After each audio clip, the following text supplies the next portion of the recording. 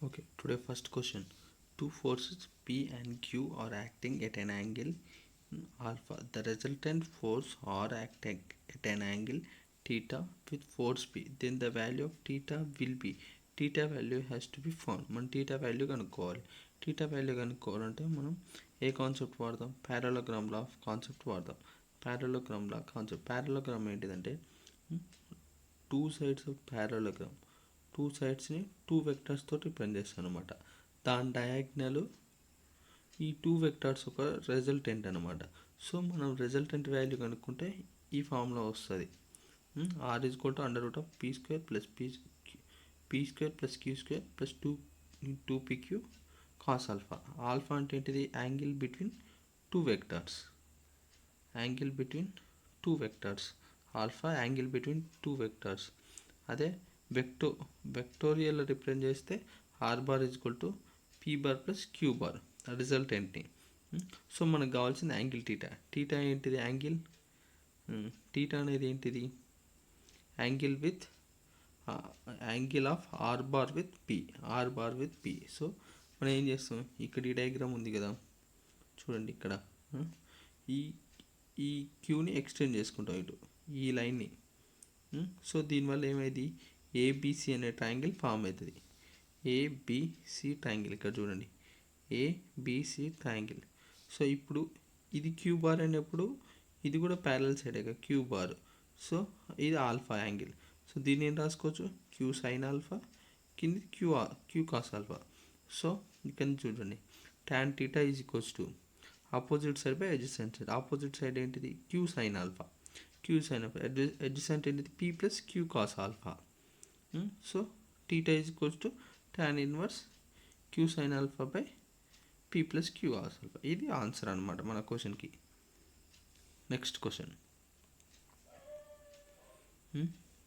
Two rigid bodies will be a rigid body will be equilibrium under the action of two forces only when.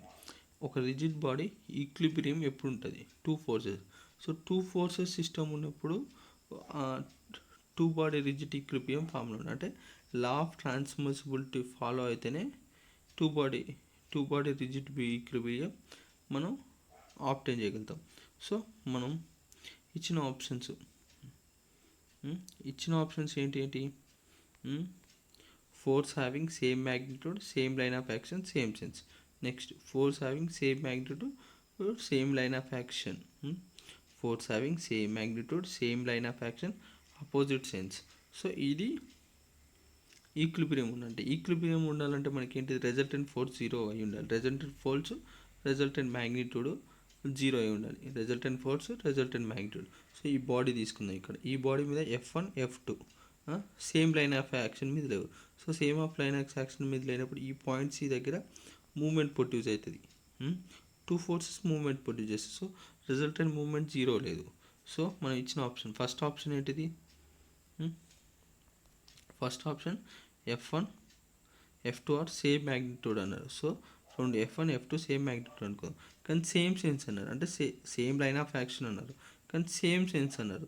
So same sense అంటే same డైరెక్షన్లో ఉంటాయి. అప్పుడు F resultant ఏమైతే body మీద 2F అవుతుంది, 0 కాదు, equilibrium కాదు. Next ఇప్పుడు line of action same. Next B option same sense same magnitude అన్నారు. So same sense same magnitude కానీ సేమ్ లైన్ ఆఫ్ యాక్షన్ లేనప్పుడు ఏంటిది? రిజల్టెంట్ మూమెంట్ 0 కాదు ఇక్కడ ఈ ఆప్షన్లో. సో థర్డ్ ఆప్షన్లో same magnitude, same line of action, opposite sense అయినప్పుడు 2 సేమ్ మ్యాగ్నిట్యూడ్ కదా. సో రిజల్టెంట్ ఫోర్స్ ఏమైతే 0 అవుతుంది. సో ఆప్షన్ సి ఇక్కడ ఇది correct. Next question. Resultant of two force A vector B vector is perpendicular to A. A వెక్టర్ది B వెక్టర్ది resultant ఏకి perpendicular ఉంది. Then the angle between the two forces will be. So angle between the two forces అడుగుతుండు. So ఈ picture చూడండి ఇక్కడ. ఏ తోటి resultant 90 degrees maintain చేసింది. మనకు కావాల్సింది ఏంటి? టీటా ఎంత ఈ ఏ బార్కి బి బార్కి మధ్యన. సో మనకేం తెలుసు? కింద అక్కడ డెరైవ్ చేసినాం ఫస్ట్ ప్రాబ్లం నుంచి. సో ఈ యాంగిల్ ఈ tan 90ని ఆల్ఫా అనుకుందాం. So tan alpha equals to B sine theta A plus B cos theta. So theta అంటే ఏంటిది, ఇక్కడ angle between two vectors. Alpha అంటే ఏంటిది, angle of R vector with A, అంటే రిజల్టెంట్ వెక్టర్ విత్ ఏ తోటి. So tan 90 వేసుకుందాం. ఇక్కడ tan 90 వేసుకున్నప్పుడు ఏమవుతుంది, tan 90 అంటే ఏంటిది, ఇన్ఫినిటీ ఏం రాసుకోవచ్చు, 1/0 అని రాసుకోవచ్చు. So 1/0 equals to B sine theta by A plus B cos theta అని రాసుకోవచ్చు. సో ఇక్కడ జీరోని ఈక్వల్ చేద్దాం, ఈ డౌన్ది ఏ ప్లస్ బి ఈ cos theta equal to 0. So cos theta అంటే ఏం రాసుకోవచ్చు, మైనస్ ఏ బై బి. ఇటు ఏ వెళ్తుంది మైనస్ అవుతుంది బై బి వస్తుంది. So theta equal to cos inverse A by B. Option ఇది. Next question, pick the odd statement for Lami's theorem. Lami's థీరంకి odd statement కనుక్కోమంటాడు. ఫస్ట్ లామిస్ థీరం అంటే ఏంటో చూద్దాం. లామిస్ థీరం 3 కండిషన్స్ సాటిస్ఫై అయితేనే Lami's theorem apply అవుతుంది A body మీద. First దాంట్లో ఉన్న ఫోర్సెస్ 3 ఫోర్సెస్ అయ్యే ఉండాలి. 3 ఫోర్సెస్కి అయితేనే అప్లై అవుతుంది. ఓన్లీ 3 ఫోర్సెస్కి అయితేనే లామిస్ థీరం అప్లై అవుతుంది. తక్కువ ఉన్నా కానీ ఎక్కువ ఉన్నా కానీ లామిస్ థీరం అప్లై అవుతుంది. Exactly 3 forces. ఆ ఫోర్స్ కూడా ఎలా ఉన్నాడు, కోప్లైన్, అన్నీ ఒకటే ప్లేన్లు ఉన్నాయి. కోప్లైన్ అంటే అన్నీ ఒకటే ప్లేన్. కాన్కరెంట్ ఏంటంటే ఒక పాయింట్ దగ్గర మీట్ అయి ఉండాలి. మళ్ళీ ఆ ఫోర్స్ దేని మీద యాక్ట్ అవుతున్నాయో ఆ 3 ఫోర్స్ ఆ బాడీ ఈక్విలిబ్రియంలో ఉన్నాడు. ఈక్విలిబ్రియం అంటే రిజల్టెంట్ ఫోర్స్ 0 ఉండాలి అటుపైన. రిజల్టెంట్ ఫోర్స్ 0 ఉండాలి. సో ఇప్పుడు మనం లామిస్ థీరం ఎందుకు వాడతాం, ఒక అన్నోన్ ఫోర్స్ కనుక్కోవడానికి కానీ లేకపోతే అన్నోన్ యాంగిల్ కనుక్కోవడానికి కావాలి.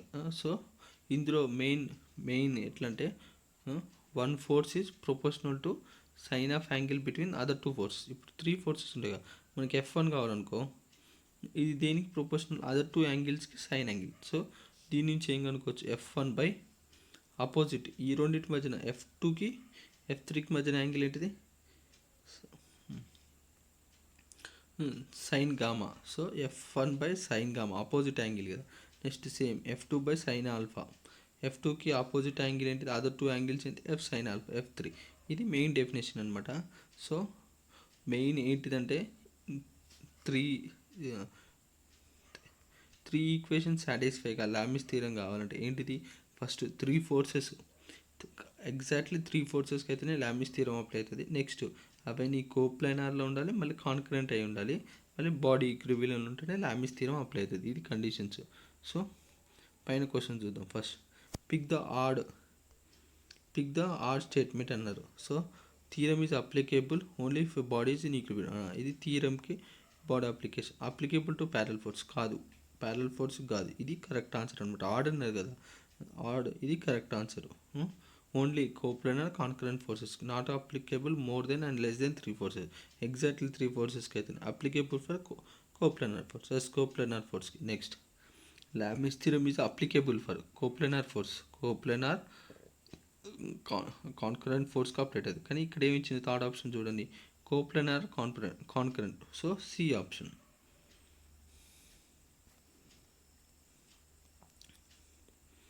Sixth question, concurrent forces 2√3, 5√3 and 2 kilonewton act on one of the angular points of a regular hexagon towards the remaining 5 angular points. Determine the magnitude and direction of the resultant force ఒక magnitude direction కనుక్కోండి. So first regular hexagon అంటే ఏంటిది, regular hexagon అంటే 6 sides ఉంటాయి, కానీ 6 equal angular sides, మళ్ళీ ప్రతిదీ ఈక్వలేటెడ్ triangle form చేస్తుంది అనమాట. ఇక్కడ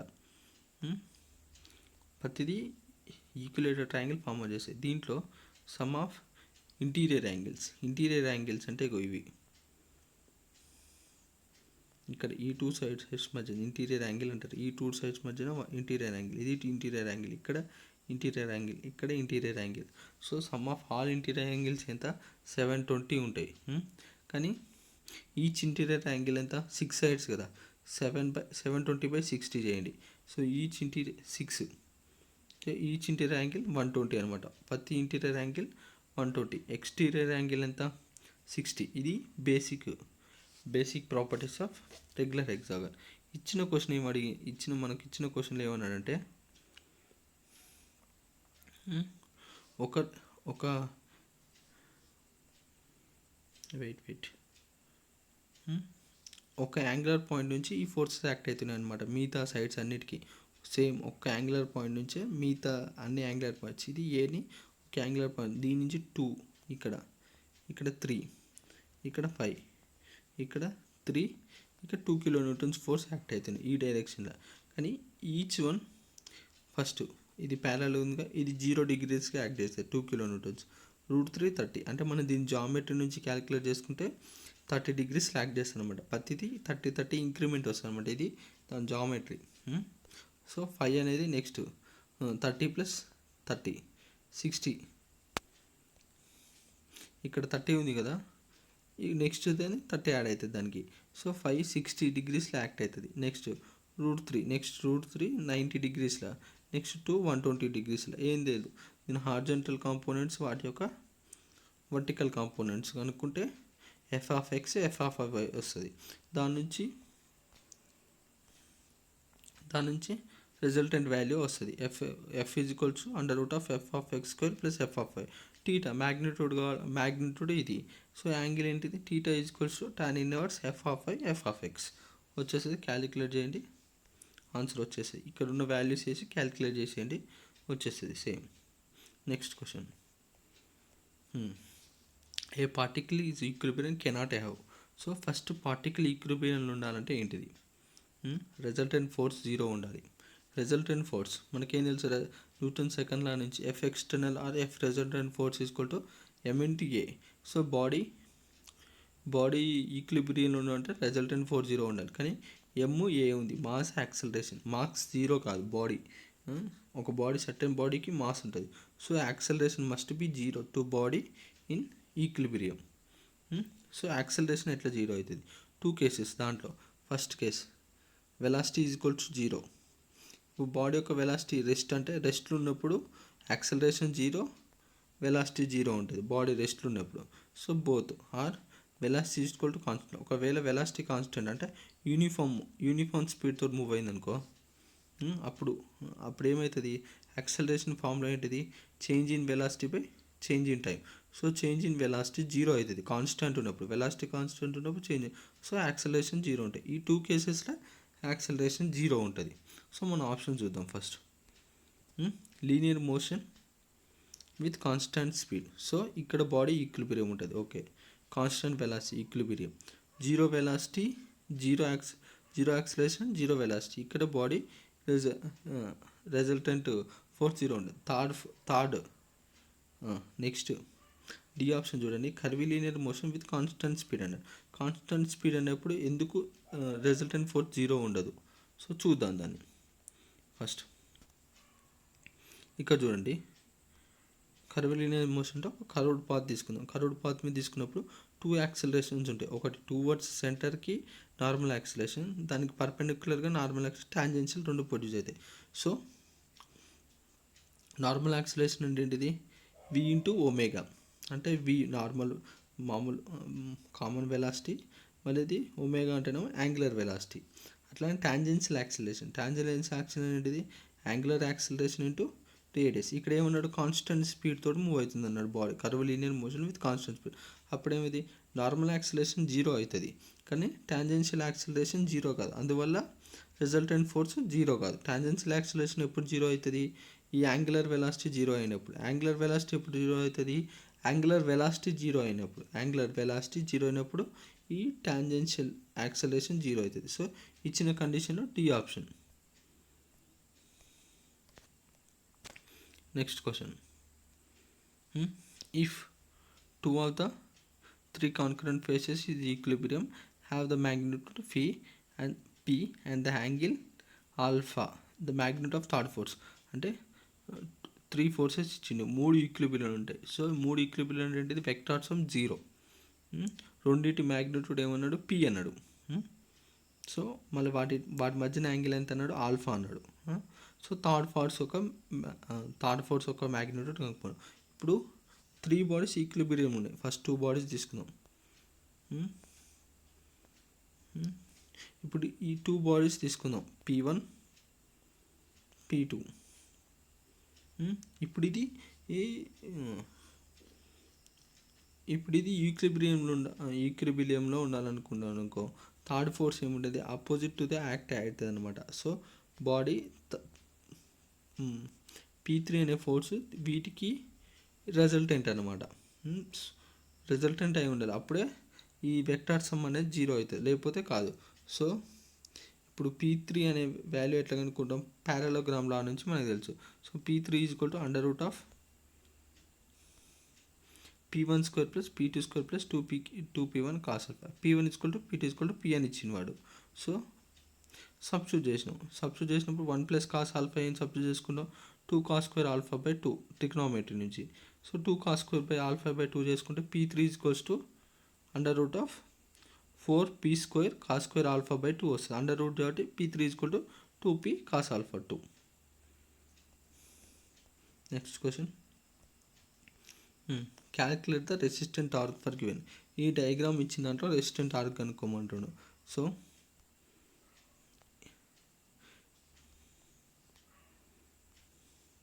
ఇది మనకి ఇచ్చిన diagram. Resistant torque = force into perpendicular distance. So ఇది వెక్టర్ ఫామ్లో R bar into R bar cross F bar అని రాసుకోవచ్చు. సో ఫోర్స్ ఇది ఇచ్చిండు. సో మనం ఇక్కడ ఈ బాడీ ఇట్లా 30 degrees మూవ్ అవుతుంది.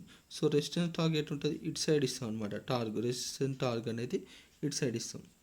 యాంగిల్ ఇటు మూవ్ అవుతుంది 30 degrees. సో ఆపోజిట్ డైరెక్షన్లో మనం రెసిస్టెంట్ టార్క్ ఇస్తాం అనమాట. ఆ యాంగిల్కి మూవ్మెంట్కి 30 degrees ఇచ్చిందిగా, ఈ యాంగిల్కి మూవ్మెంట్గా రెసిస్టెంట్ టార్క్ ఆపోజిట్కి ఇస్తాం అనమాట. సో దీనికి ఈ డైరెక్షన్ ఏంటిది, 20 ఇంటూ ఈ పర్పెండిక్యులర్ డిస్టెన్స్ ఇస్తే మనకు టార్క్ అనేది ఇట్లా మూవ్ అవుతుంది. సో ఈ పర్పెండిక్యులర్ డిస్టెన్స్ ఎట్లా కనుక్కుంటాం మనం, ఇక్కడ నుంచి ఇక్కడికి ఇది 30 ఉంది, 30 degrees ఇచ్చిండు, దీని లెంత్ 30 ఇచ్చిండు. సో ఇది ఎంత అవుతుంది, 30 sin 30 అవుతుంది. So torque = force into perpendicular distance 20 into 30 sin 30 calculate చేస్తే 300 Nm వస్తుంది. Next question, 10th question. 3 forces PQ are acting అనే కాన్కరెంట్లీ. సో మూడు ఒక పాయింట్ దగ్గర మీట్ అవుతున్నాయి. కాన్కరెంట్లు అంటే మూడు, there included angles are alpha beta according to the Lami's theorem. According to the Lami's theorem ఉంటుంది forces by sine of angle between opposite two forces. So option A correct answer ఇక్కడ. Next question, force applied అనే body of mass 100 kg produces an acceleration of 5 m/N. So force mass ఇచ్చిండు, acceleration ఇచ్చిండు. So Newton second law ప్రకారం మనం ఏం రాసుకోవచ్చు, Fexternal = ma mass into acceleration. So F ఏంటిది, 100 × 5 500 N direct. Easy question, Vizag steel question, 2017 ఇది, చాలా ఈజీ క్వశ్చన్. నెక్స్ట్ క్వశ్చన్,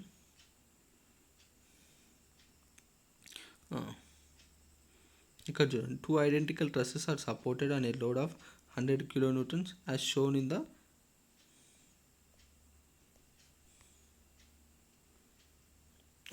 ఇక్కడ చూపెట్టిన ఫిగర్ ప్రకారం the length of each truss of the cross sectional length తోటి మనకు అవసరం లేదు, ట్రస్ లెంత్ ఇచ్చింది మనకు అవసరం లేదు, క్రాస్ సెక్షనల్ ఏరియా మనకు అవసరం లేదు, యంగ్స్ మాడ్యులస్ మనకు అవసరం లేదు.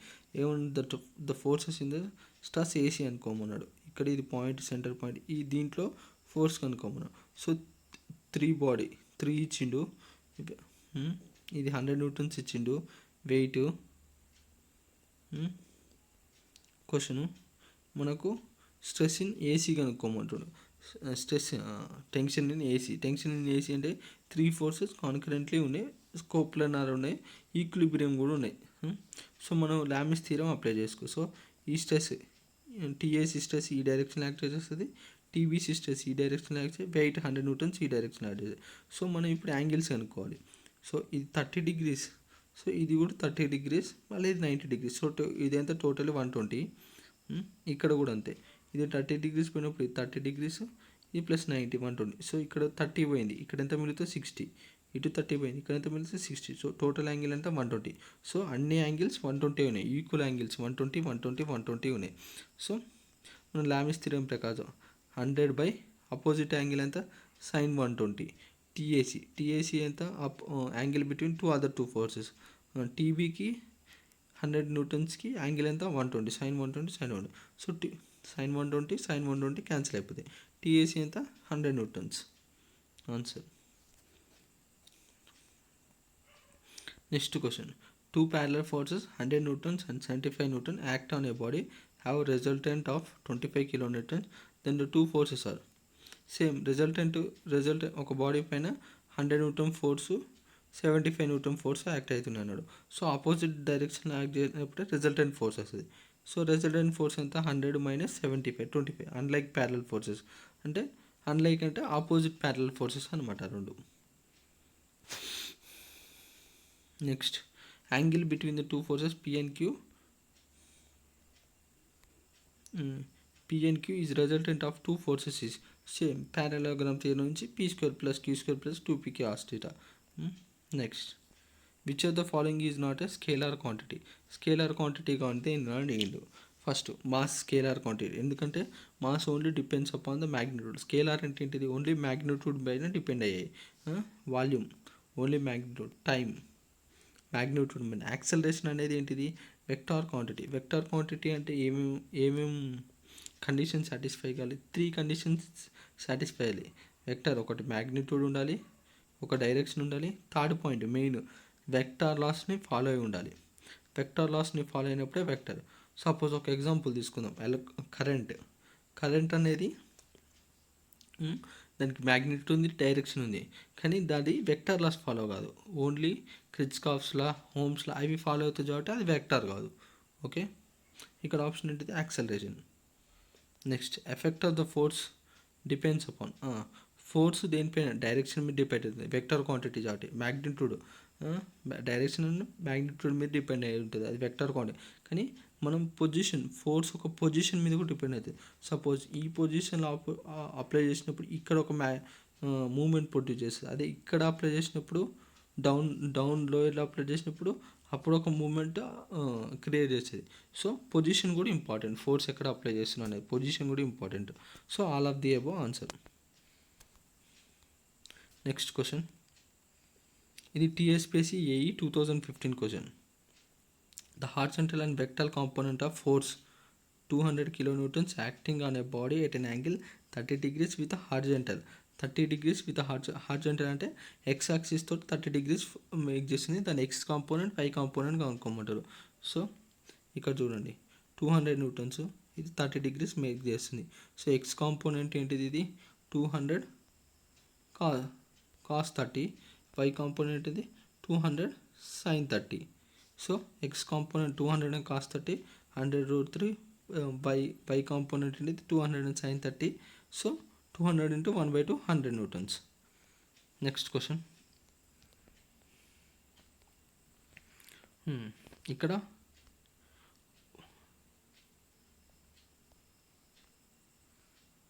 What is the thrust at point A. ఈ పాయింట్ ఏ దగ్గర థ్రస్ట్ ఎంత ఉందని అడుగుతుంది. థ్రస్ట్ అంటే ఏంటిది? ఫస్ట్ 1 kilo థ్రస్ట్ అంటే ఏంటిది? థ్రస్ట్ ఫోర్స్ అంటే పర్పెండిక్యులర్ టు ద సర్ఫేస్, అంటే ఏ సర్ఫేస్కి పర్పెండిక్యులర్ ఫోర్స్ థ్రస్ట్ ఫోర్స్ అంటారు. యాక్సియల్ ఫోర్స్ అంటే ఏంటిది? సర్ఫేస్కి ప్యారలల్గా ఉండేది axial force. Difference between thrust force and axial force అంటే థ్రస్ట్ ఫోర్స్ ఏమో perpendicular to surface, axial force ఏమో parallel to the surface. So మనకి ఇక్కడ థ్రస్ట్ ఫోర్స్ కనుక్కోమంటుండు. దీన్ని 2 కాంపోనెంట్స్గా డివైడ్ చేసుకున్నాం మనం. 1 cos 60, 1 sin 60. ఇది ఇప్పుడు బి పొజిషన్ నుంచి సి పొజిషన్ నుంచి బి పొజిషన్కి షిఫ్ట్ చేస్తున్నాయి ఈ ఫోర్సెస్. సో ఇక్కడ ఇది చూడండి, ఇది 1 cos 60 సేమ్ డైరెక్షన్ ఉంటుంది. 1 sin 60 ఇది ఇక్కడికి సేమ్ తీసుకొచ్చినాం బి నుంచి సికి, కానీ 1 sin 60 వల్ల మూమెంట్ కూడా ప్రొడ్యూస్ అవుతుంది. 1 sin 60 ఇంటూ బీసీ లెంత్ మనకి ఇవ్వలేదు, కానీ బీసీ లెంత్ వస్తుంది ఇక్కడ. సో 1 cos 60 అనేది ఏమో యాక్సియల్ ఫోర్స్, ఎందుకంటే ప్యారలల్ టు సర్ఫేస్ ఉంది. 1 sin 60 అనేది థ్రస్ట్ ఫోర్స్, ఎందుకంటే ఏబీ ఒక సర్ఫేస్కి పర్పెండిక్యులర్ ఉంటుంది కాబట్టి thrust force. So 1 sin 60 is the thrust force here. Okay,